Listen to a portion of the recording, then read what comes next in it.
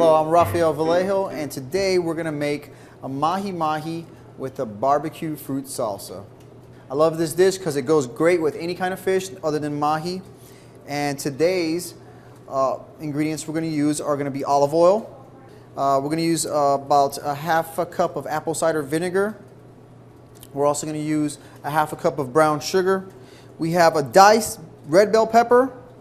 We have half of a pineapple diced up. We have one whole mango diced. We have half of a red onion diced. And I have 3 Roma tomatoes diced here.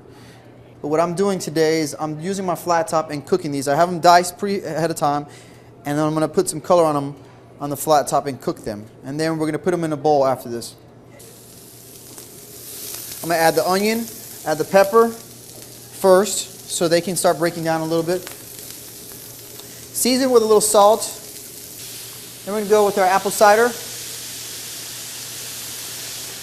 More pepper. You see the pepper color in there? It's okay to be pronounced a little bit in there. You see the tomatoes are broken down now, so it's going to be more like a salsa. Now for our brown sugar. Mix it around, let it set. I like to season my fish. A little salt on one side and pepper. Season before and during the cooking process. Over here on the flat top, we got it nice and hot. A little olive oil. We're going to let this cook until it gets a nice crispy outside edge. It'll be able to release by itself easily. This is going to take probably about 7 minutes to cook. We're at 3.5 minutes on one side, 3.5 minutes on the other side. Nice and juicy, so we're going to plate it up. And we have a finished product. You can save your salsa in the fridge. It's good warm or it's good cold, either way you like it.